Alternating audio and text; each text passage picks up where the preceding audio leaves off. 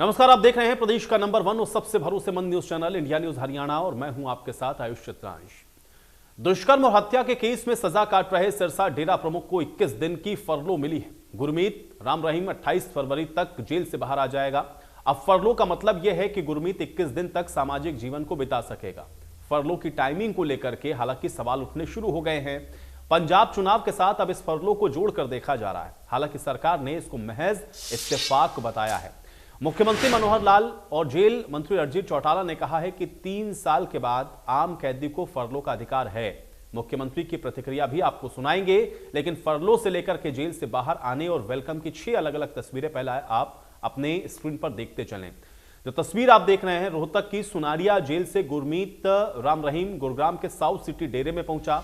वहां पर केक काट करके उसका स्वागत किस प्रकार से हुआ है वो तस्वीर भी आप देख सकते हैं। गुरुग्राम में ठहराव हुआ, वहां स्वागत हुआ, डेरे में केक काटा गया और गुरुग्राम में कड़ी सुरक्षा के बीच में वो बाहर निकला।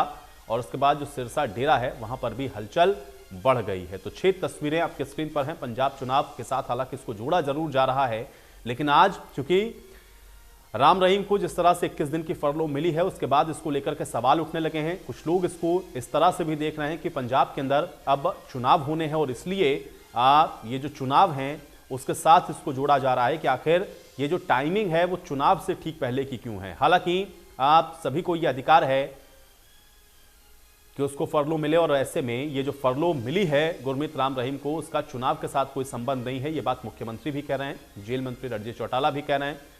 लेकिन ये 6 तस्वीरों से पहले आप समझिए कि आज किस तरीके से ये जो पूरा घटनाक्रम है वो रहा है। और इसी पर अब हम बातचीत करते हैं। गुरुग्राम से हमारे साथ हमारे सहयोगी दीपक जुड़ गए हैं। दीपक, जिस तरह की बातें कही जा रही हैं, एक तो हम लोग देख रहे हैं कि लंबे समय के बाद जो फरलो है वो राम रहीम को मिलती है, लेकिन जो टाइमिंग है उसको लेकर के सवाल उठने शुरू हो गए हैं। इसके क्या मायने हैं, इसको किस तरह से देखा जाए दीपक? देखिए, एक बात जरूर हम इसमें कहना चाहेंगे। हालांकि गुरमीत राम रहीम जो है, इसको आज 21 दिन की फरलो मिली है और 3 साल बाद मिल सकती है, ये प्रावधान जरूर है। लेकिन यहाँ एक और बात कहना चाहेंगे, इसमें कोई दो राय नहीं है कि पंजाब की 68 से 70 सीटें ऐसी हैं जिसपे सीधा सीधा डेरे का कहीं ना कहीं एक असर पड़ता और अच्छा खासा वोट बैंक भी है। डेरा यानी राम रहीम का जो डेरा है, इनका अगर कहीं ना कहीं इसका एक अच्छा खासा जो वोट बैंक है, अच्छा खासा इनके समर्थक भी हैं, तो इनका असर पड़ता है डेरे का। तो ऐसे में राम रहीम को उससे जोड़ के देखा जाए, प्रश्न उठे वो लाजमी है, लेकिन वास्तविकता कितनी है इसको लेकर के अभी नहीं कहेंगे, क्योंकि सरकार अपनी बात कर रही है। प्रदेश के मुख्यमंत्री का भी अपना बयान आया है कि पंजाब सरकार जुड़ा नहीं है, और खुद जेल मंत्री ने ये 2 दिन पहले भी स्पष्ट किया था कि ऐसे में ये मंडल आयुक्त का या फिर मैनेजमेंट का निर्णय है, इसमें सरकार का नहीं। तो ऐसे में फरलो कहीं ना कहीं, हालांकि एक छुट्टी है 21 दिन की, लेकिन कहीं ना कहीं इसको देख करके अब प्रश्न जरूर उठने लगा है। आज भी जब 3 बजकर के अगर हम बात करें 22 मिनट पर जब राम रहीम निकले थे, अगर बात की जाए जिस तरीके से सुनारिया जेल से 4:50 वो गुरुग्राम पहुंचता और एक बाकायदा पूरे कारगेट, एक पूरा काफिला, वही नज़ारा जो आपसे पहले जब इसको सजा मिलने से पहले मिला करता था। बड़ी संख्या में इसके साथ में बड़ा काफिला होता था, कहीं ना कहीं इस तरह की जेट ब्लैक गाड़ियां होती थी। वही आज नजर आई कि गाड़ियों की तो कुछ सफेद थी लेकिन शीशे काले थे। इस तरीके से लगातार रहा। उसके बाद केक वहां पर आ रहा है, पार्टी का सामान आ रहा है, लगातार फूल वहां पर पहुंच रहे हैं और लगातार तमाम इनके जो है परिवार के सदस्य पहुंचे, मैनेजमेंट के सदस्य पहुंचे एक जश्न के तौर पे। हालांकि बड़ी संख्या में जो सुबह से ही फूल भी पहुंचे थे, जिससे कि इस गुरुग्राम का, जिसे डेरा कहा जाता है, नाम चर्चा घर, ये एक पूरी कोठी की तरह है। यहाँ पर अनुयायी नहीं आते, यहाँ मैनेजमेंट रहता है मोस्टली। ऐसे में यहाँ पर फूलों से इसे सजाया गया था। आज अंदर जो है, अंदर हॉल को फूलों से सजाया जाता है। केक लाए, 2 पार्टी का सामान लाए, तो कहीं ना कहीं उत्साह के तौर पर देखते। लेकिन फिलहाल प्रश्न उठना लाजमी है कि आखिर जब पंजाब से चुनाव के दौरान ऐसा होता है तो क्यों, क्योंकि असर बड़ा पड़ता है। लेकिन सरकार स्पष्ट कर चुकी है कि नियमों के अनुसार है, और नियमों के अनुसार इसमें कहीं ना कहीं कोई दो राय नहीं कि 3 वर्ष की सजा के बाद ऐसा प्रावधान है। लेकिन ये निर्भर करता है कैदी के उसके व्यवहार के ऊपर, उसकी सजा के ऊपर ये निर्भर करता है और उसी को लेकर के। हालांकि लेकिन बिल्कुल, लेकिन दीपक एक चीज और मैं इसके साथ जरूर जोड़ूंगा, क्योंकि अब इस समय मौसम चुनावी है तो हर एक घटनाक्रम, हर चीज हम लोग देखते हैं कि चुनाव के साथ जुड़ती है। और अगर खासतौर से पुराना नाता किसी का रहा हो पॉलिटिक्स के साथ तो बड़ा लाजमी है। लेकिन 17 में जब हम लोग देखते हैं तो ये नजर आता है कि गुरमीत राम रहीम अकाली दल के साथ या उनके समर्थन में कुछ बातें, या फिर उस तरीके से हम कह सकते हैं कि एक इनडायरेक्ट टाइप का जो सपोर्ट है वो हम लोगों को दिखा था। 22 के अंदर परिस्थितियां कैसे बदलती हुई आप देखती हैं, और अगर फायदे या नुकसान की बात कही जा रही है, चुनाव के साथ जोड़ा जा रहा है, तो फिर किसका फायदा और किसका नुकसान, इसको कैसे आप देखेंगे दीपक? देखिए, इसमें कोई दो राय नहीं। इससे पहले भी अगर बात करें तो बीजेपी का वहां पर सपोर्ट किया है, और बीजेपी और अकाली उस समय एक भी कभी हुआ करते थे तो उनको साथ मिलकर के उनके समर्थन की बात करी है। आज की परिस्थितियों में अगर बात करें तो इसमें कोई दो राय नहीं। हालांकि संदेश क्या जाता है, अभी तक डेरे की तरफ से कोई संदेश नहीं गया। हालांकि ऑन रिकॉर्ड हमने देखा, इससे पहले जाते थे इनके प्रवक्ता आकर के ये बयान देते थे। हमने ये हरियाणा के चुनावों में भी देखा है, उत्तर प्रदेश में भी देखा है, पंजाब में भी देखा है, लेकिन इस बार अभी तक कोई संदेश नहीं, क्योंकि आज ही गुरमीत बाहर आया है 21 दिन के लिए। और ये क्या चुनाव में कोई निर्णय लेता है, क्या इनका डेरे के जो प्रवक्ता हैं क्या वो ऐसा कोई बयान करते हैं, और अगर ऐसा करेंगे तो अब से पहले तो कहना कि बीजेपी और अकाली के पक्ष का रहा है, लेकिन अब क्या वो तस्वीर रहेगी, इसमें कोई दो राय नहीं है कि जब इसको फरलो को लेकर के प्रश्न उठाए जा रहे हैं तो वो अन्य दलों के द्वारा उठाए जा रहे हैं। बीजेपी और अकाली की तरफ से अब तक यही कहा गया है कि जो वो या तो बार बार हरियाणा सरकार की बात की, और हरियाणा सरकार की तरफ से यह कहा गया है कि जो होगा वो मैनेजमेंट का या मंडलायुक्त या फिर उसका निर्णय है, और इससे उनका कोई कहीं ना कहीं पंजाब से जुड़ाव नहीं है। तो प्रश्न जरूर है, लेकिन ऐसे में अभी तक डेरे की तरफ से या गुरमीत की तरफ से कोई बयानबाजी अभी तक नहीं आई है, क्योंकि आज से 21 दिन की पैरोल, जो माफी चाहूंगा फरलो है, आज से शुरू हुई है फरलो, और 4:50 पे वो गुरुग्राम पहुंचा है गुरमीत राम रहीम जी। चलिए दीपक, बहुत शुक्रिया फिलहाल हमारे साथ जुड़ने के लिए, तमाम बातचीत के लिए। तो सीएम मनोहर लाल ने राम रहीम की फरलो पर कहा कि फरलो किसी भी आम कैदी का अधिकार है और इसके लिए 3 साल पूरा होने पर कैदी आवेदन कर सकता है। सीएम मनोहर लाल ने आगे फिर यह भी कहा कि पंजाब चुनाव से इस फरलो का कोई लेना देना नहीं है। कुछ चीजा जो साडे सिस्टम ने बने है, भावें वो संविधान है, कानून है, उस हिसाब नाल सारे समाज नूं पता है कि ये चीजा किवें किवें हुंदियां ने। अगर फरलो अज मिली है तो यदा मैं समझना कोई चोण दे नाल कोई संबंध नहीं है, ये तो संयोग है। और संयोग ये है कि जिहड़ी जानकारी सब नूं है कि कोई कैदी 3 साल अपने कैद नूं टाइम पूरा करने तो बाद फरलो वास्ते वो अप्लाई कर सकता है। अप्लाई करने तो बाद फिर एडमिनिस्ट्रेशन दी जिहड़े रोल हुंदा है वो अपने हिसाब नाल रोल देखदे कि इहदा कोई असर अदरवाइज होएगा कि नहीं होएगा। एक प्रक्रिया है, जेल अथॉरिटीज दी है, पुलिस दी है, बाकी सब दी है।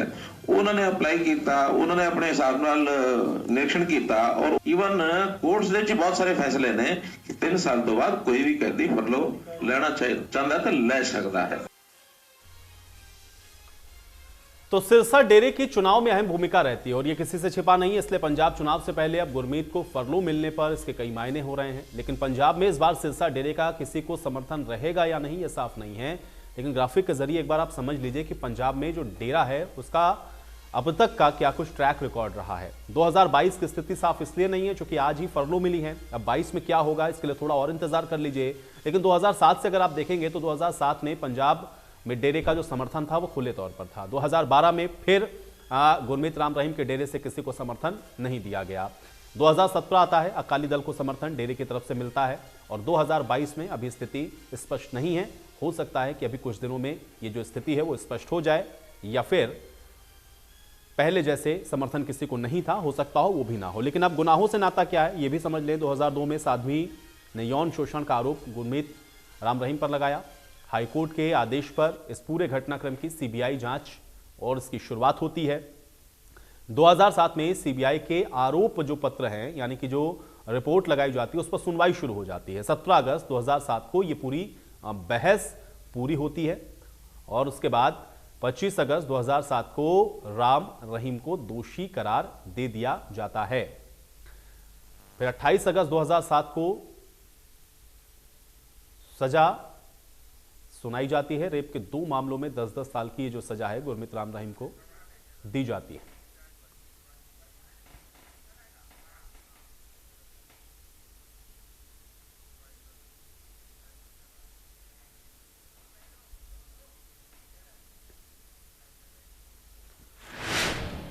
और चलिए आज की बहस का सवाल है उस पर नजर डालते हैं, फिर आगे बढ़ेंगे। आज की बड़ी बहस का पहला सवाल यही है कि फरलो और पंजाब चुनाव का आखिर क्या कनेक्शन है और उसको लेकर के ये जो सवाल हैं वो क्यों उठने शुरू हो गए हैं। बड़ी बहस का दूसरा सवाल यह है कि राम रहीम की फरलो की टाइमिंग जो है उसको लेकर के भी सवाल क्यों उठाए जा रहे हैं, क्योंकि 3 साल के बाद किसी भी कैदी का ये अधिकार है। पंजाब चुनाव में क्या गुरमीत की फरलो का कोई असर देखने को मिलेगा, क्योंकि जो कयासबाजियां हो रही हैं या जिस तरह की बातें सामने आ रही हैं, ये देखना बहुत महत्वपूर्ण होगा। क्योंकि इसके पहले भी जो डेरा है उसका जो समर्थन है वो मिलता रहा है पॉलिटिकल पार्टी को, और इस बार कितना होगा या उसका क्या असर होगा ये देखना होगा। आज इसी पर चर्चा करते हैं। तमाम मेहमान मेरे साथ जुड़ गए हैं, उनका परिचय आपके साथ करवा देते हैं। विजेंद्र नेहरा जी हमारे साथ जुड़ रहे हैं, प्रवक्ता हैं भारतीय जनता पार्टी के। विजेंद्र नेहरा जी, बहुत स्वागत है आपका चर्चा में। बालमुकुंद शर्मा जी हमारे साथ जुड़े हुए हैं, प्रवक्ता हैं कांग्रेस पार्टी के। बालमुकुंद शर्मा जी, आपका भी स्वागत है। और रमेश ठाकुर जी हमारे साथ जुड़े हुए हैं, वरिष्ठ पत्रकार हैं। रमेश ठाकुर जी, आपका भी स्वागत है।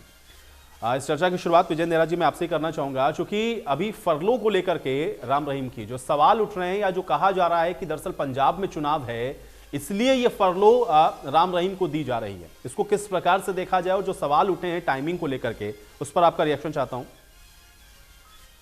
माननीय मुख्यमंत्री जी, माननीय जेल मंत्री जी ने बड़े स्पष्ट रूप से कहा है कि 3 साल की सजा पूरी करने के बाद हर कैदी को ये एक संवैधानिक अधिकार है कि वो फरलो के लिए अप्लाई कर सकता है। प्रशासन को अगर ठीक लगता है तो उसकी बात को मानते हुए उसको फरलो दी जाती है। और जैसे कि जेल मंत्री जी ने स्वयं बताया कि लगभग 90% से अधिक मामलों के अंदर फरलो मिल जाती है और राम रहीम जी को लगभग 4.5 साल के आसपास हो चुका है। इसके साथ साथ किसी व्यक्ति को फरलो देना एक कानूनी व प्रशासनिक प्रक्रिया है और इस मामले के अंदर भी राम रहीम जी को जो 21 दिन की फरलो मिली है वो एक कानूनी प्रक्रिया के तहत मिली है। इस मामले का चुनाव या राजनीति से आयोजित किसी भी तरह का कोई लेना देना नहीं है। और राम रहीम जी को जो फरलो मिली है वो डिविजनल कमिश्नर जी ने दी है। इनकी अर्जी कई बार पहले रिजेक्ट भी हो चुकी है। इसके साथ साथ राम रहीम जी को जो सजा भी मिली थी वो हमारी सरकार में मिली थी। जो लोग आज सवाल उठा रहे हैं आयुष, उनको ये ध्यान रखना चाहिए कि ये 2002 का मामला था, बहुत पुराना मामला था और उसके दौरान कई सरकारें बदल चुकी थी, उन्होंने कभी सजा नहीं दिलवाई। हमारी सरकार ने 2017 में राम रहीम जी को सजा दिलाने का काम किया, तो हम अगर उन पे किसी तरह का रियायत करते तो उनको सजा क्यों दिलवाते। साध्वियों के जो यौन शोषण और पत्रकार की हत्या का मामला है, हमारी सरकार ने जिस तरह से पंचकुला की सीबीआई की विशेष अदालत में जो सजा दिलवाई, तो कुछ लोग तो ये भी कहते हैं कि सरकार के इशारे पर सीबीआई, तो हमारे शासनकाल के अंदर उनको सजा हम लोगों ने दिलवाई। और पहले भी 2 बार हरियाणा सरकार और प्रशासन इनकी जो फरलो की जो अर्जी है उसको रिजेक्ट कर चुका है, उसको नामंजूर कर चुका है। इसके साथ साथ ये बहुत पुराना मामला है, इसमें मैं तो कहता हूं पुरानी सरकारों को भी पहल करनी चाहिए थी और ये पूरी तरह से प्रशासन ने सोच समझ करके आयुजी निर्णय लिया है। इसका राजनीति से किसी भी तरह का कोई लेना देना नहीं है। माननीय मुख्यमंत्री जी, माननीय जेल मंत्री जी बड़े स्पष्ट रूप से इस चीज को कर चुके हैं। भारतीय जनता पार्टी की सरकार में, जेजेपी बीजेपी की सरकार में जो दोषी है उसको सजा मिलेगी और जो ठीक तरह से समाज के अंदर जो काम करेगा कानून के अनुसार उसके साथ व्यवहार किया जाएगा। इसमें किसी भी तरह का कोई भी मामले को राजनीतिक एंगल से ना देखे। और वैसे भी पंजाब चुनाव की जो आयुष जी आपने बात की, वहां पे कैप्टन अमरिंदर जी के साथ मिलकर के भारतीय जनता पार्टी पहले से ही गठबंधन में चुनाव लड़ रही है और उस चुनाव में भारतीय जनता पार्टी स्पष्ट रूप से जनता का आशीर्वाद, पंजाब की जनता का आशीर्वाद हम लोगों को मिलेगा। और अकेले पंजाब में चुनाव नहीं है, उसके अलावा 5 राज्यों में चुनाव है जहां सभी जगह भारतीय जनता पार्टी की पूर्ण बहुमत की सरकार बनेगी। जनता का और किसानों का, गरीब मजदूर का आशीर्वाद पहले की तरह हमें मिलता रहेगा। नेहरा जी, वो तो 9 तारीख तक सबकी बनेगी, वो जितने भी लोग बैठेंगे, जितनी पार्टियां बैठेंगी जो चुनाव लड़ रही 9 तारीख तक तो सब सरकार बनाएंगे। बालमुकुंद शर्मा जी, आपका भी रिएक्शन चाहूंगा, ये टाइमिंग को लेकर के सवाल क्यों है? क्योंकि 3 साल के बाद तो ये तो किसी का भी अधिकार है, फरलो पर वो जा सकता है या फरलो वो ले सकता है, लेकिन अभी ये जो फरलो मिल रही है राम रहीम को, उसको लेकर के सवाल क्यों उठ रहे हैं? देखिए, 3-4 तरह की बातें इसमें रहती हैं और तीनों चारों चीजें ऐसे इशारा करते हैं कि सरकार की मंशा साफ नहीं है। ये मुख्यमंत्री ने कहा कि ये प्रशासनिक काम है, तो मुख्यमंत्री जी को यही पता नहीं, हम शासन के लोग हैं, मुख्यमंत्री जी शासन के लोग हैं, तो प्रशासन तो शासन के नीचे काम करता है। अगर आज राम रहीम जी को छोड़ दिया, अगर वहां हालात खराब होते हैं, प्रशासन कौन है वो? ये कल को सीएम साहब कह देंगे वे प्रशासन जिम्मेवार है। कानून व्यवस्था की स्थिति देखना सीएम साहब का तो काम है। सीएम साहब खुद सीआईडी को देखते हैं, गृह मंत्रालय निर्मित जी के पास है और उत्तर प्रदेश की जो सीआईडी है वो सीएम साहब खुद देखते हैं। क्या रिपोर्ट आई सार्वजनिक करें, उनको अभी फरलो 15 दिन के बाद दे देते पंजाब चुनाव के बाद। बहरहाल दूसरा, ये प्रवक्ता जो कह रहे हैं कि हमने इनको सजा दी, आप कौन होते हो सजा देने वाले? सजा तो माननीय अदालत ने दी, ये इनके शासन में नहीं दी, हमारे शासन में दी। ये तो बिल्कुल ही कानूनी मुद्दा है। अब 2002 में जब भाजपा सरकार में थी, सत्ता में, लोकसभा पे हमला हुआ था, वो जो मुजरिम थे उसको फांसी हमारे शासनकाल में हुई, तो हम ये कहेंगे हमने फांसी दी उनको? लेकिन सजा तो ये कानूनी प्रावधान है। हर आदमी अपील करेगा, दलील करेगा, तो सजा होगी कानून के तहत होगी। इनको भी कानून के हिसाब से सजा हुई है। हाँ, लेकिन फरलो में ये है कि ये 15 दिन तक डिले कर सकते थे, ये इसका फायदा उठाना चाहते। हालांकि फायदा नहीं होगा इनको, क्योंकि वो जो 30 जवान हमारे पंचकुला में धड़ाधड़ गोलियों से बूंद दिए, कोई अपील दलील कोई न्याय प्रक्रिया कुछ नहीं पाई। तो इन्होंने तो खैर बो रखा भाजपा के लोगों ने, लेकिन ये खेती काटना चाहते हैं अमृत की, अमृत महोत्सव मना रहे हैं। लेकिन बाल मुकुंद जी, आपको ऐसा क्यों लगता है कि फायदा भारतीय जनता पार्टी का ही हो जाएगा? 12 में तो कांग्रेस को भी उन्होंने खुले तौर पर समर्थन दिया, डेरे की तरफ से खुला समर्थन आप लोगों को मिला, हो सकता हो इस बार आपको मिल जाएगा। 17 में विजय नेहरा जी ने उनको जो है जेल के अंदर पहुंचा दिया है, तो हो सकता फायदा आपको ही हो जाए। नहीं, जेल में इन्होंने नहीं पूछा, जेल में माननीय अदालत ने पूछा। मैं ये कहना चाहता हूँ आपको। नहीं बाल मुकुंद जी, अगर मैं नेहरा जी की बात को मान भी लूं कि चलिए वो ये कह रहे हैं कि पूर्ववर्ती जो सरकारें नहीं उन्होंने पैरवी नहीं करी या जो भी था, अगर मैं ये मान भी लूं कि इन्होंने सजा दिलाई, तब तो आपका फायदा है उसमें बीजेपी का कैसे फायदा हो जाएगा? आपको ऐसा क्यों लग रहा है कि डेरे से जो कॉल है या फिर जो डेरे से आह्वान है वो भारतीय जनता पार्टी के लिए होने वाला है? 2 कन्याओं के साथ बलात्कार का आरोपी है डेरे का मुखिया। वो जो हमारी बहनें हैं, बहादुर बहनें हैं, उनकी गवाही पर सजा हुई है और माननीय अदालत ने सजा दी है। किसी का रोल नहीं उसमें। ये आप मान के चलिए, वो जो बहनें हैं जिन्होंने अपील की है, जिन्होंने लड़ाई लड़ी है, एक सवाल कर लूं आपके माध्यम से। अटल बिहारी वाजपेयी जी को चिट्ठी लिखी है, और जो पूरी जांच है, सुनिए पूरी बात, पूरी की पूरी जांच 2004 से 14 तक कांग्रेस की सरकार रही है, जांच पूरी हमारे टाइम में हुई है। ये बात नहीं है, इस पर बहस ही नहीं होनी चाहिए, बहस इस बात को होनी चाहिए। ये 15 दिन के बाद मैं आपकी बात से बिल्कुल 100% सहमत हूं कि सजा तो कोर्ट ने ही दी है, लेकिन मैं ये कह रहा हूं कि उससे बीजेपी को ही क्यों फायदा होगा? फायदा बीजेपी को क्या फायदा होगा? बीजेपी दंगों की राजनीति करती है। अब ये 15-20 दिन में कहीं न कहीं ये दंगे होंगे, आप देख लेना, और उसका फायदा उठाने की कोशिश करेगी बीजेपी अगर पंजाब में चुनाव को डिस्टर्ब कर सकती है, बीजेपी का ये ध्येय रहता है, जहां ये नहीं जीतते दिखाई देते, वहां ये पंगे कराते हैं, रेड डलवाते हैं, ईडी को भेज देते, सीबीआई को भेज देते। इनकी राजनीति अलग तरह की है, वो समझ में ही नहीं आती है क्या करते हैं। प्रजातंत्र की व्यवस्था में तो अगलों का विश्वास ही नहीं है। दंगे का बाल मुकुंद जी फरलो से क्या कनेक्शन है, ये समझाइए थोड़ा। ये जुड़े हुआ विषय है, इसमें दंगे का फरलो से क्या कनेक्शन है? मतलब आप ये कह रहे हैं कि राम रहीम के बाहर आने से दंगे हो सकते हैं? जो जिस व्यक्ति को फरलो मिली है उसका इतिहास उठा लीजिए। तो 12 में जब आपको समर्थन दिया था तब उस समय इतिहास नहीं पढ़ा था आप लोगों ने?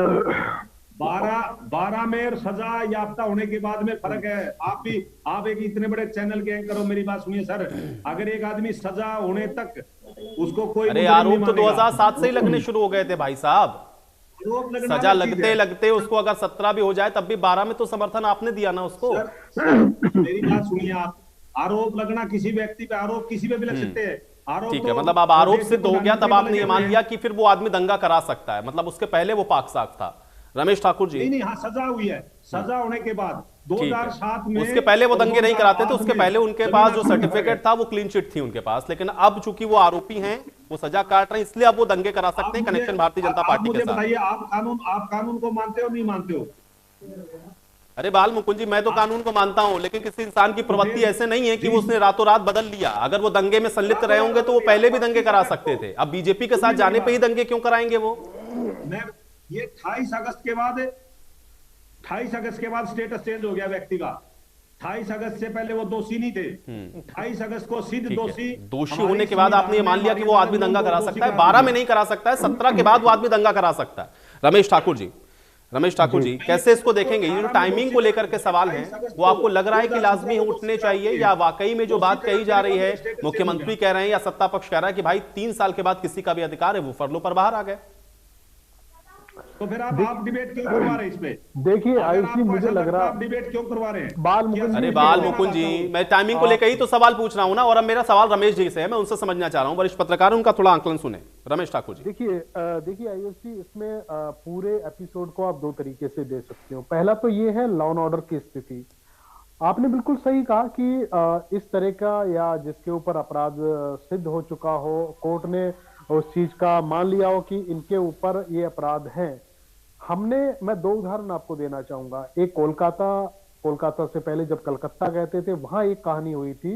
एक व्यक्ति को फरोल नहीं हुई, उनको पैरोल मिली थी। वो व्यक्ति जब आता है बहन की शादी के बहाने, तो उसने क्या करा, जिस व्यक्ति के साथ उनका झगड़ा हुआ था, उनको फिर उनके पिताजी और एक किसी सदस्य को फिर मार दिया। उसके बाद एक यूपी में ऐसी घटना होती है, जब गुप्ता जी उत्तर प्रदेश के सीएम हुआ करते थे, तब भी एक खूंखार अपराधी को छोड़ा गया था पैरोल पे, उसमें भी यही घटना करी थी। फिलहाल इन घटना को हम जोड़ के नहीं देखते हैं, लेकिन एक जो इस समय हवा है, राजनीतिक हवा है, चुनावी हवा है, ऐसे में किसी को पैरोल देना या किसी को फरलो देना, तो दो तरीके से इसमें घटना हो सकती है। एक तो पहले ये राजनीतिक, आप किसी तरीके से कोई पार्टी विशेष इस पे लाभ लेना चाहती है। दूसरी बात यह है कि जो पैरोल की प्रक्रिया तो हमने सुनी थी, क्योंकि 24 घंटे की पैरोल एक बार राम रहीम जी को एक बार मिल चुकी है, उनकी मां की बीमारी के पे उनको लाया गया था, लेकिन उसमें एक घटना घटी थी, मुझे लग रहा है आपको पता होगा। घटना ये घटी थी, जब वो जा रहे थे वापस, तो उनके एक काफिले में चूक हुई थी। वो घटना ये थी कि कुछ घंटे उसमें बिताने पड़े थे।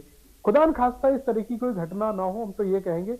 लेकिन सबसे बड़ी बात यहाँ पे एक चीज आपको देखनी पड़ेगी, लॉ एंड ऑर्डर को देखना पड़ेगा, लॉ एंड ऑर्डर को मेंटेन करने वाले उनको देखना पड़ेगा कि डेरा सच्चा सौदा के अनुयायियों की कमी नहीं है, भरमार है, बहुत ज्यादा है। जब से उनको कल देर शाम से ये आया कि उनको फरलो मिलने वाली है, तो उनके इतना जमावड़ा इस समय सिरसा में लगा हुआ है, जो मतलब निकलना बड़ा दूभर हो रहा है वहां से। नहीं रमेश जी, 68 से 70 सीटें ऐसी है जिसपे पूरा प्रभाव है डेरे का। आप खुद देखिएगा, आप 70 सीटें आप बता रहे हो, 68-70 सीटें हैं जहां इनका बहुत बड़ा प्रभाव है। तो जाहिर सी बात है, वो कहते हैं ना कि ये कानून का, ये अदालत का फैसला है, उन्होंने इनको फरलो देने को कहा होगा। लेकिन नहीं, जब शासन जो कोई सरकार चलती है, ये सारे के सारे चोली दामन का साथ होता है, चाहे अधिकारी हो, चाहे नेता हो, चाहे सरकार हो। इनको आप ये नहीं नकार सकते हो कि सरकार से ये बिल्कुल खुल्लम खुल्ला इंडिपेंडेंट काम करते नहीं, दोनों का जुड़ाव होता है। जो भी फैसला होता है, बड़ा फैसला होता है। और राम रहीम जैसे को फरलो देने का फैसला किसी एक कानून मंत्री का नहीं हो सकता है, अदालत का नहीं हो सकता है। ठीक है, अदालत के फैसले पे हम जरा बहस नहीं करते थे, क्यों?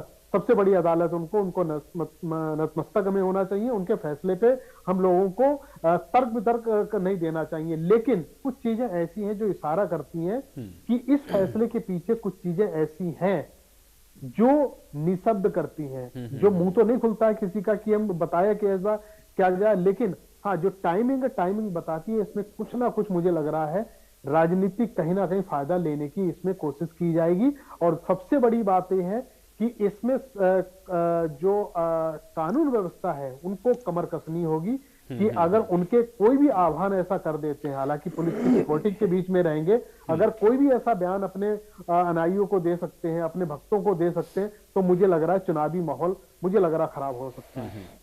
नेहरा जी, जो बात बाल मुकुंद जी ने कही कि अगर ठीक है, मान लिया 3 साल के बाद भी उनको फरलो दी जानी थी, तो इसको कुछ दिन और रोका जा सकता था। लेकिन अभी अगर आप उनको फरलो की मंजूरी दे रहे हैं और शासन और प्रशासन को आप अलग नहीं कर सकते हैं, ये कहने की बातें हैं। देखिए आयुष जी, कांग्रेस का दोगलापन स्पष्ट रूप से दिखाई देता है। जिस तरह से कांग्रेसी मेरे साथी प्रवक्ता ने जो कहा कि सजा तो अदालत से हुई है, कानून के तहत हुई है, कानून ने दी है, उसमें सरकार का कोई रोल नहीं है। लेकिन जो आज फरलो मिली है वो बीजेपी सरकार ने दी है, ये तो दोगली बात होगी। या तो आप फरलो को भी कानून के तहत मानिए, उसको भी कानूनी प्रक्रिया मानिए, उसको भी प्रशासन के तहत मानिए, या फिर आप जो सजा दिलवाइए उसको श्रेय सरकार को दीजिए। आप दोनों बातों में दोगलापन मत करिए। आप कह रहे हैं कि जो सजा दी है वो तो कानून ने दी है, लेकिन फरलो सरकार ने दी है, ये तो दोगलापन है। आप स्पष्ट करिए पहले अपनी बात को, पहली बात। दूसरा, राम रहीम से ये राम रहीम से आपने कहा ना डिविजनल कमिश्नर ने दी है। आप सुनिए तो मैं तो कह रहा हूँ, मैं तो कह रहा हूँ प्रशासन ने दी है, मैं तो कह रहा हूँ प्रशासन ने दी है, मैं तो अभी भी कह रहा हूँ प्रशासन। तो आप दोगली बात क्यों कर रहे हैं? आप स्पष्ट करना अपने नंबर पर। सजा आपने दी है क्या? आप सुनिए, अरे बाल मुकुंद जी आप लिख लीजिए, मैंने नोट किया आपकी बातें, मैं जवाब दे रहा हूँ। दोबारा आप दो अपने नंबर पे जवाब दें, आप संयम से सुनते हैं। आप सुनिए। हाँ, दूसरा मैं आपको बताता हूँ, राम रहीम से लेकर के बाल मुकुंद जी और दंगे तक आ गए, इनको पंजाब के अंदर इनकी हार जो स्पष्ट दिखाई दे रही है, इनकी बातों से स्पष्ट नजर आ रहा है आयुष जी, कि जिस तरह से पंजाब के अंदर चरणजीत सिंह चन्नी और नवजोत सिंह सिद्धू के अंदर जो जूतम पैजार मचा हुआ है, और इनके मुख्यमंत्री चरणजीत सिंह चन्नी के जो भतीजे हैं, ईडी ने जब रेड मारी। अरे सुनिए, मैं मुद्दे पे, अब आप थोड़ी बताएंगे सर मुद्दा मुझे क्या बोलना है। आप थोड़ी तय बोलोगे, आप पता चला राम की कहानी आप कहीं पे लेके जा रहे हैं, बिल्कुल आप ही तय करेंगे। चलिए रमेश जी सुनते हैं, एक सेकंड पहले विजेंद्र जी कंप्लीट करिए। मुद्दे पे बात करने के लिए बुलाया, आप कांग्रेस के प्रवक्ता थोड़ी है, आप मुद्दे पे बोलिएगा। बिल्कुल हम कांग्रेस का प्रवक्ता है, तो हम नहीं टोकेंगे। कांग्रेस का प्रवक्ता है, नहीं कांग्रेस का प्रवक्ता, आप कैसे देख सकते हैं? क्या अधिकार है आपको? आराम से बैठिए, नवंबर का वेट करिए। नहीं नहीं नहीं नहीं नहीं कोई अधिकार नहीं है आपको, नहीं कोई अधिकार नहीं है आपको। आप कांग्रेस का प्रवक्ता है। अच्छा आयुष जी, मुझे नहीं पता था कांग्रेस के 2 प्रवक्ता बना रखे हैं। अब मेरी बात सुनिए। ठीक है विजेंद्र जी, अपनी बात रखिए। ठीक है, हाँ मैं बताता हूँ, देखिए आप कांग्रेस के प्रवक्ता नहीं है, जिस भूमिका में है। ठीक है विजेंद्र जी, ठीक है। देखिए आयुष जी, मैं बताना चाहूंगा आपको कि जिस तरह से कांग्रेस का इन्होंने जिक्र किया पंजाब का, इसलिए मैं बता रहा हूँ आपको कि जिस तरह से सिद्धू और चन्नी में वहां पे जूतम पैजर मचा हुआ है, भ्रष्टाचार का बोलबाला है, और इनके मुख्यमंत्री चरणजीत सिंह चन्नी के जो भतीजे हैं, ईडी ने रेड मारी, करोड़ों रुपए उनके पास में मिले, वो बता नहीं पाए कहां से मिले, उनको गिरफ्तार करके भ्रष्टाचार के मामले में जेल भेजा जा चुका है। मेरे भाई आप मुझे ये बताइए, नहीं आप मुझे, पंजाब के अंदर इनकी हालत वैसी पतली है, ये कह रहे हैं पंजाब के कारण अगर हम सब करा रहे हैं तो पंजाब में तो पहले से ये हार रहे हैं भारतीय जनता पार्टी। विजेंद्र जी, इसका मतलब मैं ये मान लूं कि गुरमीत राम रहीम के बाहर आने से फायदा भारतीय जनता पार्टी को है, क्योंकि इनकी जो हालत पतली बता रहे हैं आप। इनकी हालत तो मैं कह रहा हूं आयुष जी पहले से ही पतली है, इनकी हालत राम रहीम से कोई लेना देना नहीं है इस मामले का। विजेंद्र जी वो कच्चा बादाम वाला गाना बहुत हिट हो रहा है। और जहां तक बात है राम रहीम के विषय की, 2012 में इन्होंने कांग्रेस को समर्थन दिया था, तब तो ये इनके लिए अच्छे थे, और अभी बड़ी बेशर्मी के साथ में ये लोग बोल रहे हैं कि उस समय इन पे सजा नहीं हुई थी। अरे भैया, इन पे 2002 का मामला चला हुआ है, साध्वियों के साथ में जो आरोप थे, जो सारे आरोप उस समय लग रहे थे, तो आज आपको 2012 में ये बुरे नहीं लगे, उस समय तो बड़े अच्छे लग रहे थे, क्योंकि आपको समर्थन दे रहे थे। बेशर्मी के साथ कांग्रेस पार्टी ने इनका समर्थन लिया, ढोल पीटा, इनकी वोट हासिल की, उस समय तो बड़े अच्छे थे, आज ये खराब हो गए। आज खराब क्यों हो गए, इनको जवाब देना चाहिए, और इनके इसके साथ साथ इनको बताना चाहिए कि किस तरह से कांग्रेस पार्टी ने जो इनका समर्थन लिया, समर्थन दिया है। और मेरे साथी ने जो अभी कांग्रेस के दूसरे प्रवक्ता ने जो बात की है, अरे यार इनको चुप करवाओ यार, ये कहां से कहां ले जा रहे हैं? पढ़े लिखे प्रवक्ता को बुलवाया करो, मई में अपनी बात सुनाने को थोड़ी है।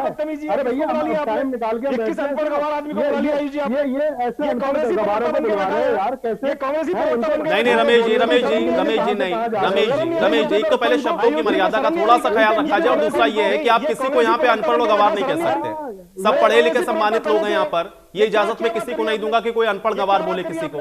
ये पढ़ा लिखा, ये क्या गवार आदमी को बुला लिया है? कांग्रेस का प्रवक्ता है क्या बदतमीजी से बात कर रहा है, बेशर्मों की तरह दांत फाड़ रहा है। बिल्कुल गधा देगा, ऐसे गधों को कहां बैठा लिया आपने? बैठा ले करो गधे के बच्चे को कहां से बुला लिया आयुष जी? इसको तमीज, इसको हटाओ डिबेट से। ऐसे मैं दिन रात। चलिए ठीक है भाई, दोनों लोग पढ़े लिखे हैं, थोड़ा सा शब्दों की मर्यादा का ख्याल रखें, दोनों लोग शब्दों की मर्यादा का ख्याल रखें, दोनों शब्दों की मर्यादा का ख्याल रखें। लेकिन ऐसे गधों को मत बुलाया करें जो दांत फाड़ते हैं। चेहरा देखते सुअर दिखता है, सुअर ठीक है, सुअर अच्छा होता है। किस तरह से बदतमीजी की भाषा है इनकी आयुष जी? ये इनकी भाषा है। मैं पिछले 7 साल से डिबेट में आ रहा हूँ, ये बेशर्मों की तरह कांग्रेस के प्रवक्ता और डिबेट में आके बैठ जाते हैं। कुछ भी कर लो, किसी को कांग्रेस के प्रवक्ता क्यों नहीं बन जाते? कुछ नहीं, जीरो रहने वाले क्यों नहीं बन जाते? Zero Amarinder Singh BJP zero. ये कांग्रेस का, ये कांग्रेसी व्यक्ति को आपने बुला लिया, ये अपनी भूमिका के साथ न्याय नहीं कर पाएंगे। कांग्रेसी व्यक्ति है, ठीक है आयुष जी। मैं बता वो दर्शकों पे छोड़िए विजेंद्र जी, देखिए ये पब्लिक डोमेन में जो चीजें होती हैं, दर्शक बहुत समझदार हैं, वो अपने आप आकलन कर लेते हैं, वो अपने आप आकलन कर लेंगे। देखिए आयुष जी, इन्होंने कांग्रेसी प्रवक्ता ने, दूसरे प्रवक्ता ने बात की थी मई 2021 वाले मैटर की। उस समय अपनी बीमार मां को देखने के लिए जब आए थे राम रहीम जी, उस समय भी जो चूक हुई थी उसके लिए डीएसपी समेत तमाम जो अधिकारी थे उनको सस्पेंड करने का काम किया था हमारी सरकार ने, उनको संज्ञान में होना चाहिए। और मैं फिर उनसे एक बार कहना चाहूंगा, जिस भूमिका में वो डिबेट में आए हैं उनको निष्पक्ष भूमिका में। चलिए नेरा जी, मेरा एक सवाल ये है इसके साथ जुड़ा हुआ, मुझे ये बताइए, चूंकि डेरे की तरफ से खुला ऐलान होता है कि हम इसको समर्थन दे रहे हैं, कल को अगर गुरमीत राम रहीम की तरफ से कहा जाए कि हम भारतीय जनता पार्टी का समर्थन करते हैं पंजाब में, तब आप क्या करेंगे? देखिए आयुष जी, मैं एक बात आपको कहना चाहूंगा, गुरमीत राम रहीम क्या करते हैं क्या नहीं करते हैं ये तो उनका मैटर है, उनके प्रवक्ता को बुला के उनके विषय में पूछना चाहिए था आपको। मैं भारतीय जनता पार्टी की बात मना कर देंगे कि नहीं कर देंगे? मैं आपको बता रहा हूँ, भारतीय जनता पार्टी मना करेंगे कि नहीं करेंगे, क्योंकि वो तो सजा याफ्ता है ना। आयुष जी, मैं आपको जो बता रहा हूँ उसको सुनिए। भारतीय जनता पार्टी अपने दम पर 5 के 5 राज्यों में चुनाव लड़ रही है। पंजाब के अंदर गठबंधन में हम लोग चुनाव, तो मना कर दीजिएगा। अगर कल परसों या अगले 21 दिन में अगर ये समर्थन आता है वहां से, तो उसको इनकार कर दीजिएगा। आयुष जी, जनता के आशीर्वाद से हम लोग चुनाव जीतेंगे, इनकार करिएगा। मेरा सवाल तब भी यही रहेगा। बालमुकुंद शर्मा जी जवाब दीजिए। जनता के आशीर्वाद से चुनाव जीतेंगे। बालमुकुंद जी देखिए, डॉक्टर रमेश, हमें कितनी अच्छी बात है, डॉक्टर रमेश ठाकुर जैसे विद्वान लोग हमारे पास बैठे हैं, जिनको जो कानून की ज्ञाता भी हैं और राजनीतिक सूझबूझ भी रखते हैं। तो मैं, हमारे जो विद्वान साथी हैं, ठाकुर साहब ने जो बात कही उससे मैं पूरी तरीके से सहमत हूँ। और राजनीति नहीं, ऐसा है नारा जी, राजनीतिक लोगों को सुनने की शक्ति होनी चाहिए। चाहे वो मेरे बारे में भी खिलाफ बोले, आपके बारे में भी। हम तो प्रवक्ता को भी शालीनता से, भाषा की मर्यादा में हमें आगे बढ़ना है। हमें सात साल से डिबेट कर रहे हैं, इनको डिबेट की इनको परिभाषा ही नहीं पता है। कह रहे 7 साल से डिबेट कर रहा हूं। कांग्रेस के प्रवक्ता बन के बैठिए ना आप। चलिए भाई, अब बाल मुकुंद जी को बोलने दीजिए। बाल मुकुंद जी, मैं ये कहना चाहता हूं, जो विषय टाइम का है, उनका अधिकार है, फरलो देनी चाहिए, देता रहेगा प्रशासन, आगे भी देता रहेगा। तो 20 साल जेल में रहना है। ये जो समय शासन के लोगों का काम यही होता है कि भाई 15 दिन के बाद देंगे फरलो, क्योंकि पहले भी घटना घट चुकी है। डीएसपी को सस्पेंड कर दिया, वो कानूनी प्रक्रिया होगी या वो प्रशासनिक प्रक्रिया होगी, लेकिन घटना तो हुई ना। जब एक घटना पहले हो चुकी है और एक आदमी के साथ इस तरह का रिकॉर्ड है कि वे पंजाब में उनके, आपने जैसे दंगों की बात करी, उन्होंने ड्रेस बदल ली थी, उससे पंजाब में उनके खिलाफ नफरत का माहौल रहा है, सजा भी उनको हो चुकी है। वो कैरेक्टर बदलते रहते हैं। सर मैं ये कहना चाहता हूं, एक टाइम में अगर कोई भी नागरिक है देश का, वो नागरिक होता है, फिर वो भगोड़ा घोषित किया जाता है। विजय माल्या जी हैं, क्या वो स्टेटस उनका हमेशा थोड़ा था? आज वो भगोड़े घोषित, और उससे पहले वो देश के आदरणीय बहुत ऐसे लोग, ऐसे व्यापारी थे, उद्योगपति थे जिनका सम्मान था देश में, आज वो भगोड़े घोषित हो गए। तो स्टेटस चेंज हो जाता है किसी भी व्यक्ति का, किसी भी समय स्टेटस चेंज हो जाता है। ये जी न्यूज वाले हैं, ये पहले बहुत बड़ी बड़ी बातें करते थे, आज वो उनका जो डिक्लेयर हो गया कि वो क्या बोलते हैं उनको, जैसे डिफॉल्टर घोषित हो गए सुभाष चंद्रा जी, वो सारे काम छोड़ दिए, डिफॉल्टर घोषित हो गए, उनकी संपत्तियों की नीलामी होने लग रही है। ये समय के साथ स्टेटस चेंज हो गया। इसी तरह अपराध में भी, जो अपराध जगत में आते हैं, जब वो अपराधी नहीं होते तब और स्टेटस होता है, अपराधी होने के बाद दूसरा स्टेटस हो जाता है। इसलिए हो सकता है वो हाई कोर्ट में उनका केस चला हुआ, फिर सुप्रीम कोर्ट में जाएंगे, हो सकता है सुप्रीम कोर्ट से ऊपर ही हो जाए, फिर वही स्टेटस लागू हो जाएगा। इसलिए मेरा ये कहना है, केवल ये बहस इतनी है ही नहीं। बहस ये कि 15 दिन की जो फरलो दी गई है, इसमें राजनीतिक मंशा है भाजपा की फायदा उठानी। फायदा हो ना हो मैं ये भी नहीं कहता, लेकिन एक अपराधी कोई भी है वो, इसमें राम रहीम जी की बात नहीं है। इस दौरान तो चुनाव के दौरान मैं एक नई बात आपको बताता हूं, जितने भागोड़े हैं, भागे हुए लोग हैं या कोई सस्पेक्टेड पर्सन है, उनको भी अंदर लिया जाता है। कोई आदमी बिल्कुल ठीक ठाक है ना, लेकिन पूर्व में अगर वो अपराधी है, हिस्ट्री शीटर है, उसको भी अंदर लिया जाता है। और ये तो अपराधियों को छोड़ रहे हैं, ये सवाल नहीं उठेगा। ये डॉक्टर रमेश ठाकुर जी ने कितनी अच्छी बात कही थी, उसके बाद बीजेपी के प्रवक्ता अड़बड़ा गए, उसको कांग्रेस का प्रवक्ता बनाने लगे। रमेश ठाकुर जैसे विद्वान लोग, मैं तो इनको परिचय नहीं मेरे अच्छे, लेकिन इनकी बातों से मुझे लगा ये इतने विद्वान लोग, हमें तो इनसे शिक्षा लेनी चाहिए। ये जो कानून के ज्ञाता लोग हैं, समझ गए हम, तो आपका इशारा हम समझ रहे हैं। मेहरा जी से पूछ लीजिए, जितने एसपी को कॉल होती है कि चुनाव के दौरान हमारे जो आईपीएस पुलिस के अधिकारी हैं और यूपी पुलिस के अधिकारी हैं, उनकी एक मीटिंग हो चुकी है, बॉर्डर सील हो चुकी है। हमारे और पंजाब के अधिकारियों, चलिए बाल मुकुंद जी, आपसे भी मैं यही सवाल पूछता हूं, कल को अगर डेरे से ये होता है कि कांग्रेस पार्टी को समर्थन कर रहा है डेरा, तो क्या इनकार कर देंगे?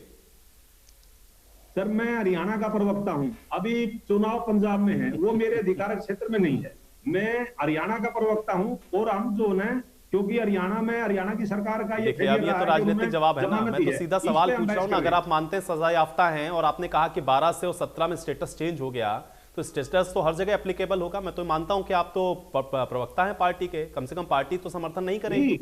कांग्रेस आपकी बात को तो मैं कांग्रेस पार्टी की लाइन मानता हूं। मैं बताता हूं, हमारे व्यक्ति जैसे पहले डेरे में जाते थे, ऐसे कोई व्यक्ति डेरे में समर्थन लेने नहीं जाएगा। मैं आपको इंश्योर करता हूं, ये चीज आपको विश्वास दिलाता हूं।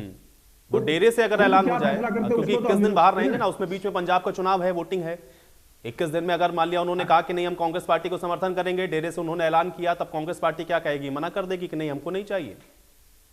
नहीं, हम मांगने नहीं जाएंगे, हमारा स्टेटस ये है। आप मांगिए मत, लेकिन मना तो कर दीजिए ना कम से कम। हम इनका समर्थन लेने नहीं जाएंगे। नहीं आयुषी, मुझे लग रहा है ठीक है रमेश जी, एक चीज मैं थोड़ा सा और समझना चाहूंगा, आपका ही टर्न है। मुझे ये बताइए रमेश जी, चूंकि इसके पहले लास्ट वाले इलेक्शन में 17 में अकाली दल को समर्थन दिया गया था डेरा की तरफ से, अभी अगर ये वापस आ रहे हैं तो फिर सिर्फ और सिर्फ ऐसा क्यों लग रहा है कि भारतीय जनता पार्टी को ही इसका फायदा मिलेगा? नहीं, मैं आयुषी क्लियर कर देना चाहिए, ये फरलो के कुछ नियम होते हैं। आर्टिकल 15 का जो एक कहा जाता है कि इंडिपेंडेंट होता है किसी व्यक्ति को कुछ भी कहने का, कुछ भी फैसला लेने का, ये नियम बाबा राम रहीम पे लागू नहीं होगा 21 दिन में। इस 21 दिन में अगर वो कहें, जैसे आपने कहा कि वो कांग्रेस को अगर सपोर्ट करना चाहे, भाजपा को करना चाहे, तो इनकी फरलो तुरंत कैंसिल हो जाएगी। ये सार्वजनिक जीवन तो जी पाएंगे लेकिन किसी एक्टिविटी में इन्वॉल्व नहीं हो पाएंगे, ये चीजें क्लियर कर लो। दूसरी बात, लेकिन रमेश जी उसमें समय कितना लगेगा भाई? राम रहीम अगर अपने डेरे से खाली इतना कह देंगे और लोग उनके ऑफिशियल स्टेटमेंट को इधर से उधर फैला देंगे तो फिर तो वो डेरा मतलब ये है कि वो जो 78 सीटें हैं वहां पर तो इन्फ्लुएंस हो गया, मतलब सीधा संदेश है। नहीं, इसमें ऐसी गुंजाइश दिखती नहीं है मुझे आयुषी, क्योंकि देखो इसमें जाहिर सी बात है बीजेपी की कुछ मंशा रही होगी, हो सकता है जैसे अभी कांग्रेस के प्रवक्ता साथी ने कहा, उन्होंने कहा कि ये शायद इससे अकाली भी फायदा उठाना चाहे या कांग्रेस भी फायदा उठाना चाहे। मुझे इसमें थोड़ा सा संशय लगता है, क्योंकि यहाँ पे कम से कम एक 10 पेज का फरलो है जिसमें बिंदुवार तरीके से सब चीजें लिखी हुई हैं। अगर इस बीच में जो खाना भी खाएंगे, राम रहीम जो खाना भी खाएंगे, जो पानी भी पिएंगे, उसकी सारी की सारी रिकॉर्डिंग भी होगी, वो सारा जेल मंत्री और जेल वार्डन में जाएगा। कोई ऐसा कोई एक्टिविटी नहीं कर पाएंगे, क्योंकि बाबा राम रहीम का जो शरीर है, जो बॉडी है, वो जेल की संपत्ति है, वो सार्वजनिक संपत्ति नहीं है। तो इस बारे में ये सोचना बिल्कुल गलत होगा कि वो किसी भी तरीके से इन्वॉल्व हो जाएंगे, किसी पार्टी को फायदा देंगे। लेकिन आपके सवाल में दूसरा सवाल ये जरूर निकलता है कि हो सकता उनका ना बोले के कहते हैं ना, कुछ ना बोल के बहुत कुछ कह देते हैं, अपने अनुयायियों को इशारा कर दें, पंजा दिखा दे कि कांग्रेस पे देना, या कमल दिखा दे कि कमल पे देना है। तो ऐसे में मुझे लग रहा है लॉ एंड ऑर्डर की जो स्थिति है वो खराब हो सकती है। अगर ऐसा कोई जवाब अगर आता है बाबा की तरफ से, तो मुझे लग रहा है प्रशासन अपनी गलती मुझे लग रहा मानेगा तो नहीं, लेकिन बहुत बड़ी भूल होगी। चुनाव के समय में किसी भी जो उम्र कैद की जो सजा काटता होता, ये भी प्रावधान है, परलोक किसी को मिलती 3 साल के बाद में, ये बहुत कठिन प्रक्रिया है परलोक मिलने की। पैरोल तो आपको मिल जाती है, एक सहानुभूति सिंपैथी के तौर पर मिल जाती है, परलो जो है वो बहुत कठिन और जटिल प्रक्रिया है। मुझे समझ में नहीं आता कि इस समय जो चुनाव की टाइमिंग है, जिस समय सब लोग चुनाव में लगे हुए हैं, उस समय ये चीजें उनको परलो देना, मुझे लग रहा है ये मेरे पल्ले नहीं पड़ रही है। क्योंकि इसमें पूरे सीबीआई ने केस लड़ा है, शुरू से आखिर तक सीबीआई ने ही अदालत में इनको सजा दिलवाई है, सब कुछ करा। मुझे लग रहा सीबीआई इनके पैरेलल मुझे लग रहा कोई ना कोई अपील जरूर करेगी। जी नेहरा जी, चूंकि अभी ये जो टाइमिंग है उसको लेकर के ही ये सिर्फ और सिर्फ सवाल है, क्योंकि अगर इसको थोड़ा एक्सटेंड और किया जाता तो मुझे लगता है कि इस पर कोई बहस होती ही नहीं। देखिए आयुष जी, पहले भी 2-3 बार इनकी जो फरलो की जो डिमांड है उसको रिजेक्ट किया जा चुका है, और पिछले लगभग 4.5 साल के अंदर जो भी जेल के अंदर जिस तरह से इनका व्यवहार है, शासन प्रशासन को जब लगा कि उनको फरलो देनी चाहिए तो उन्होंने दी है। माननीय मुख्यमंत्री जी और माननीय जेल मंत्री जी ने स्पष्ट किया है इस बात को। तो मुझे लगता है इसमें राजनीति का किसी तरह का आयुष जी कोई लेना देना नहीं है, और नियम के अनुसार सब काम हुआ है, नियम के अनुसार उनको बाहर जाने की परमिशन भी मिली है। और आज वो जो गुड़गांव गए भी है तो भी पुलिस का उनके साथ पूरा प्रबंध था, पूरी व्यवस्था थी। जहां पे वो रहने के लिए गए हैं वहां पे पूरी पुलिस की पूरी व्यवस्था है, उनकी सुरक्षा की पूरी जिम्मेदारी है। जेल की जहां तक बात है तो जेल का जो प्रशासन है उसकी जिम्मेदारी तो जेल तक ही है, लेकिन उसके बाद गृह विभाग की जो जिम्मेदारी शुरू होती है उसके लिए माननीय अनिल विज जी बहुत अच्छा हरियाणा प्रदेश के अंदर काम भी कर रहे हैं, पुलिस डिपार्टमेंट उनके अंदर बहुत अच्छा काम कर रहा है। तो उनकी हर चीज की देखरेख भी की जाएगी, जांच पड़ताल भी की जाएगी, और पूरी तरह से उन पे ध्यान रखा जाएगा। क्योंकि जिस तरह से कई लोग ऐसे होते हैं, जैसे ओम प्रकाश चौटाला जी, जो राजनीतिक रूप से जो फरलो पे आते थे तो वो चुनावों में भी भाग लेते थे, अन्य तरह से दुरुपयोग करते थे, कोर्ट भी उनको फटकार लगाता था। लेकिन ये कोई राजनीतिक व्यक्ति तो है नहीं, ये राजनीतिक व्यक्ति ना होकर के इनको चुनावों से इनको कोई राजनीतिक मतलब नहीं है इन चीजों से। और जहां तक नियम के अनुसार सारे काम हुए हैं, इसमें मुझे लगता है किसी भी तरह की कोई राजनीतिक बात करना, वो कांग्रेस अगर इसमें राजनीति ढूंढ रही है तो ये इनकी अपनी हड़बड़ाहट है, अपनी घबराहट है कि जिस तरह से पंजाब के अंदर इनको साफ दिखाई दे रहा है कि तो आपस में इनके नेताओं में फूट है, लड़ाई हो रही है सत्ता के लिए। सिद्धू जी चाहते थे उनको सीएम बनाए, चन्नी जी को घोषणा कर दी है, उनके रिश्तेदार भ्रष्टाचार में पकड़े जा रहे हैं, इनके आपस के नेताओं के अंदर वो छोड़ छोड़ के भारतीय जनता पार्टी गठबंधन के साथ में आ रहे हैं। और वहां पे जिस तरह से भाजपा मजबूती से चुनाव लड़ रही है, एक दुष्प्रचार बीजेपी के खिलाफ आयुष जी ये लोग करना चाहते हैं कि उसको लेकर के भारतीय जनता पार्टी को बदनाम करने का इनका और इनके द्वारा जो प्रायोजित कुछ लोग हैं उन सबका मिलकर के एक प्रयास है कि भारतीय जनता पार्टी को बदनाम किया जाए। लेकिन मैं भारतीय जनता पार्टी की तरफ से बताना चाहूंगा कि हम लोग साफ सीधी और स्वच्छ राजनीति करने वाले लोग हैं। माननीय प्रधानमंत्री नरेंद्र मोदी जी के नेतृत्व में, हरियाणा प्रदेश के अंदर माननीय मुख्यमंत्री मनोहर लाल जी के नेतृत्व में भारतीय जनता पार्टी बिल्कुल ईमानदारी के साथ में बिल्कुल साफ और स्वच्छ राजनीति करने वाली पार्टी है। हमारा किसी तरह से किसी दागी व्यक्ति से कोई लेना खराब करने के लिए या बदनाम करने के लिए इस तरह के मुद्दों को जानबूझ करके उठाया जा रहा है, क्योंकि सब काम तो नियम के तहत हो रहे हैं। नहीं, देखिए नियम के तहत ये ना तो कागज इन्होंने आपको दिखाए ना कागज मुझे दिखाए। मैं ये कहता हूँ ये जो चुनाव का समय है, हमारी सारी स्टेटों में बगल में चुनाव रहे हैं, तो जो हिस्ट्री सीटर लोगों को उनको अंदर डाला जाता है। रूल और कानून संवैधानिक प्रक्रिया तो ये है, ना कि उम्र कैदी को फरलो दी जाए। और जैसे कि हमारे विद्वान साथी ने बताया, रमेश जी ने, कि जो फरलो है बड़ी कठिन प्रक्रिया है। और इस दौरान तो एक क्लैरिकल का जो इसको डील करते हैं, जो लोग फाइल चलती है, मिनिस्ट्री में भी ये फाइल गई होगी, एक क्लैरिकल का बंदा भी ये अगर ऑब्जेक्शन लगा देता कि भाई ये अब समय उचित नहीं है, तो भी फरलो नहीं होनी थी। अब वो तो आरटीआई से लगाएंगे लोग, भाई ये कैसे दी गई। अब ये जो समय है, इस समय की बात है ना, ये 20 दिन बाद दे देते, शायद उनका मानवाधिकार जो था वो भी, उसका भी रक्षा हो जाती है, और संविधान की भी रक्षा हो जाती, कानून की भी रक्षा हो जाती, कानून की पालना भी हो जाती। लेकिन ये जो लोग भाजपा के कानून की पालना करने वाले लोग नहीं, ये जानबूझकर ऐसा करते, ये इनकी फितरत में है। कोई भी एक ऐसा काम करना जिससे विवाद पैदा हो जाए, किसी एक विषय को लेकर नहीं है। संगीत सोम इनके एक ऐसे नेता है जिसको इन्होंने इसीलिए टिकट देने एक विवाद हो जाए, कैराना बना देंगे। हालांकि मैं उस विषय पर नहीं जाता, हमारे साथी है वो मुझे भी टोक देंगे, हमारा स्टेट का मैटर है। लेकिन इनका विवाद एक विषय है, ये विवाद इनको खड़ा करना था, इन्होंने कर दिया। अब मैं और आप बहस करेंगे, प्रदेश की जनता देख रही है। मैं तो बल्कि ये चाहता हूँ आपको, ये जो अभी इसकी डे टू डे मॉनिटरिंग करे है, मीडिया भी में डे टू डे मॉनिटरिंग करे, और 2-3 दिन में ही दूध का दूध और पानी का पानी हो जाएगा। किसकी शरारत है ये, इनको कैसे फरलो मिली है। और हम लोग भी कोशिश करेंगे, मतलब नहीं बालमुकुंद जी, आजकल के टाइम में तो वैसे भी कुछ छुपने वाला नहीं है, किसी के भी पक्ष में जाएंगे वो तुरंत सामने आएगा। और इसीलिए जरूरी है कि अगर इसको लेकर के सवाल उठ रहे हैं तो उस पर थोड़ी चर्चा भी हो। विजेंद्र जी जवाब दीजिए, जो बालमुकुंद जी ने सवाल उठाया कि भाई चुनाव के समय में तो जो सजायाफ्ता लोग हैं उनको तो और पुलिस ये कोशिश करती कि भी कुछ दिन वो रहें, लेकिन आप तो राम रहीम को बाहर, आप ये कह रहे हैं कि तो प्रशासन का फैसला है, उसने ले लिया कि इनको फरलो मिलनी चाहिए। अब देखिए आयुष जी, ये राम रहीम के विषय को छोड़ करके संगीत सोम जो यूपी के अंदर बीजेपी के नेता वहां पहुंच गए, तो हमारे जो साथी हैं रमेश जी, उन्होंने इनको टोका नहीं। दूसरा बिल्कुल टोकता, अगर लंबी खींच से टोकता, बिल्कुल ऐसा नहीं है। देखो मैं कहता हूँ भाई बहुत समय, चलिए